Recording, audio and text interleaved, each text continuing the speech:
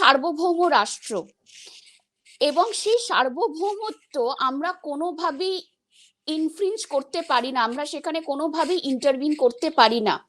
এখন অনেক মানুষ এটা ভাবছেন যে 71-এ তো ভারত করেছে, 71-এর সিচুয়েশনটা ছিল ডিফারেন্ট। প্রথমত বাংলাদেশ তখনও তৈরি হয়নি, মূলত ছিল পাকিস্তান। পাকিস্তানের সঙ্গে আমাদের কোনো সিজ ফায়ার এগ্রিমেন্ট ছিল না, এবং সেখানে বর্ডারে আমাদের অনবরত একটা যুদ্ধ চলছিল। তৃতীয় যে বিষয়টা সেটা হচ্ছে সেই সময় মুজিবুর রহমান তিনি নিজে পার্সোনালি ইন্দিরা গান্ধীর কাছে এসে সাহায্য চেয়েছিলেন, এখানে কিন্তু বাংলাদেশের তরফে ভারতের থেকে কোনো সাহায্য চাওয়া হয়নি। বুঝতে হবে যে যেভাবে বাংলাদেশে অ্যান্টি ইন্ডিয়া সেন্টিমেন্টস গুলো বৃদ্ধি পেয়েছে ওভার দ্য ইয়ার্স, এবং মূলত লাস্ট কয়েকটা মাসে যেভাবে বেড়েছে অ্যান্টি ইন্ডিয়ান সেন্টিমেন্ট, সেখানে কিন্তু ভারতের পক্ষে এই মুহূর্তে দাঁড়িয়ে কোনো হঠকারী সিদ্ধান্ত নেওয়া আমার মনে হয় না খুব একটা কনস্ট্রাকটিভ স্টেপ হবে। রাদার আমার মনে হয়, কারণ আমরা দেখুন আজকে বাংলাদেশের ক্ষেত্রে largest trading partner definitely India, কিন্তু ইন্ডিয়া যদি ট্রেডিং বন্ধ করে দেয়, ইন্ডিয়াকে রিপ্লেস করার জন্য কিন্তু আরো 5টা দেশ আছে, তার মধ্যে চায়নাও রয়েছে। তো সেই জায়গাটা কিন্তু আমার মনে হয় যে যেভাবে আমাদের দক্ষিণ এশিয়ার যদি আপনি রাজনীতি দেখেন, অধিকাংশ দেশের সাথে কিন্তু ভারতের সম্পর্ক সে অর্থে ভালো নয়। আমরা যদি নেপাল দেখি, বা পাকিস্তান তো ছেড়েই দিলাম, আফগানিস্তানে এখন তালিবানের শাসন, শ্রীলঙ্কার সাথে আমাদের একটা সমস্যা চলছে, স্পেশালি সেখানে যখন ফাইন্যান্সিয়াল ক্রাইসিস হলো, তারপরে চায়নার সেখানে হিউজ অ্যামাউন্ট অফ ইনভেস্টমেন্ট। বাংলাদেশেও কিন্তু চায়নার ইনফিল্ট্রেশনটা যথেষ্ট ভাবে লাস্ট কয়েক বছরে বেড়েছে।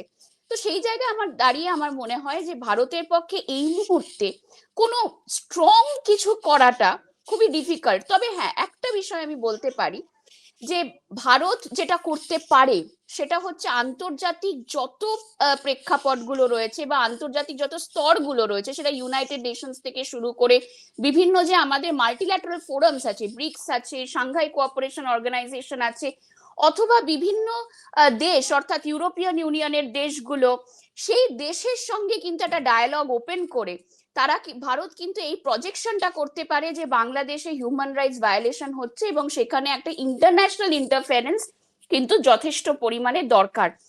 এবং আরো একটা বিষয় যেটা ভারতের জন্য খুবই ডিফিকাল্ট, সেটা হচ্ছে দক্ষিণ এশিয়ার যে সংগঠন রয়েছে সার্ক, সেই সার্ক ইটসেলফ কিন্তু একটা ফেলিয়ার অর্গানাইজেশন। কারণ আমরা জানি যে সার্কে কখনোই পাকিস্তান এবং ভারত এক জায়গায় আসতে পারেনি কোনো ডিসিশনে। তো সেই জায়গায় সার্ককে যদি আমরা নাও পাই, আমাদের কাছে আসিয়ান আছে, আমাদের কাছে অ্যাপেক আছে, আমাদের কাছে সাউথ আফ্রিকান ফ্রি ট্রেড এগ্রিমেন্টের মতো অর্গানাইজেশন আছে, অর্গানাইজেশন অফ ইসলামিক কান্ট্রিজ আছে, যেই ইসলামিক কান্ট্রিজ অর্গানাইজেশনে কিন্তু সুষমা স্বরাজ একসময় পাকিস্তানকে কোণঠাসা করতে পেরেছিলেন। তো আমার মনে হয় যে এই রকম কোনো ডিপ্লোম্যাটিক স্ট্র্যাটেজি কিন্তু ভারতের পক্ষে এখন অবলম্বন করাটা অনেক বেটার একটা পরিকল্পনা হবে। দেখুন, চায়না একটা খুবই ইম্পর্টেন্ট এবং ভেরি ভেরি স্ট্র্যাটেজিক একটা ফ্যাক্টর। তার কারণ হচ্ছে আমাদের বুঝতে হবে প্রথমত বাংলাদেশে কিন্তু চীনের যথেষ্ট পরিমাণের ইনভেস্টমেন্ট রয়েছেন, স্পেশালি সেটা রয়েছে চট্টগ্রাম পোর্টে।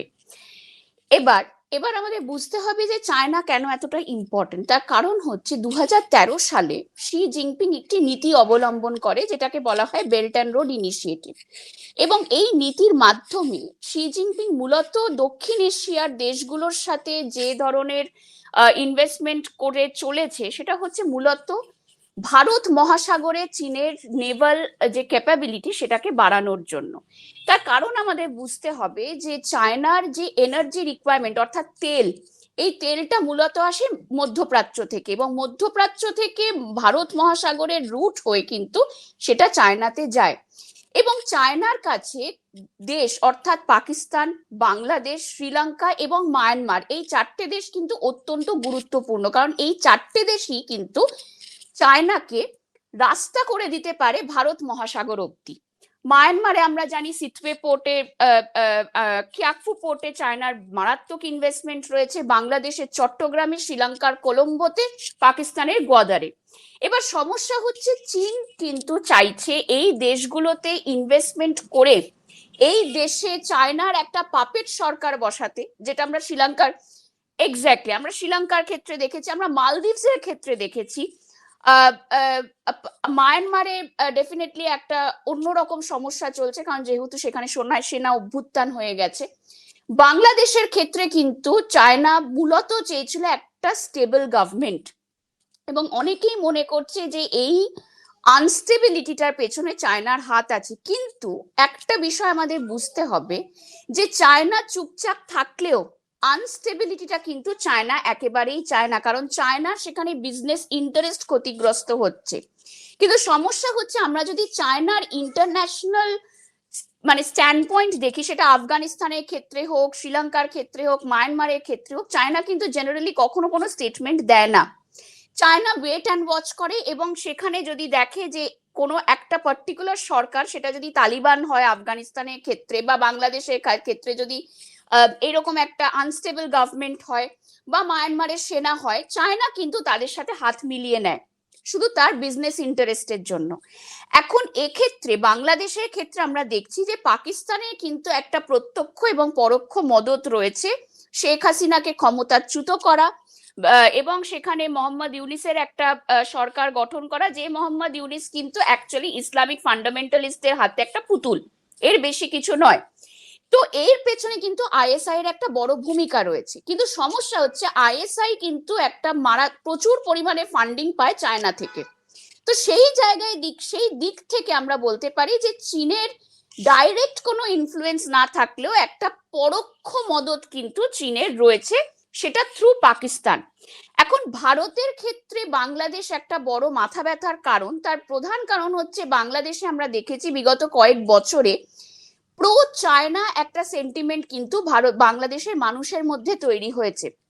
যদিও শেখ হাসিনা গভর্নমেন্ট, তিনি অনেক বেশি প্রো ইন্ডিয়ান ছিল, তার তার কি কারণ সেটা আমরা মূলত সবাই জানি। কিন্তু তার হলেও শেখ হাসিনা কিন্তু চায়নার সঙ্গে একটা ভালো সুসম্পর্ক বজায় রাখার চেষ্টা করেছে। কিন্তু বাংলাদেশের যারা বিরোধী দলগুলো ছিল, যারা আওয়ামী লীগের বিরোধী ছিল, মেনলি বিএনপি বা অন্যান্য যে ক্ষুদ্র দলগুলো রয়েছে, তারা কিন্তু অনেক বেশি প্রো চাইনিজ, কারণ তারা অনেক বেশি অ্যান্টি ইন্ডিয়ান।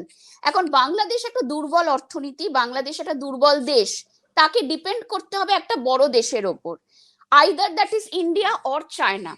এখন সমস্যা হচ্ছে যে যদি ইন্ডিয়া কোনো রকম কোনো স্ট্রিনজেন্ট অ্যাকশন বাংলাদেশের ক্ষেত্রে নেয়, তাহলে সেখানে চায়নার ইনফিলট্রেট করে যাওয়াটা কিন্তু অনেক বেশি ইজি হবে।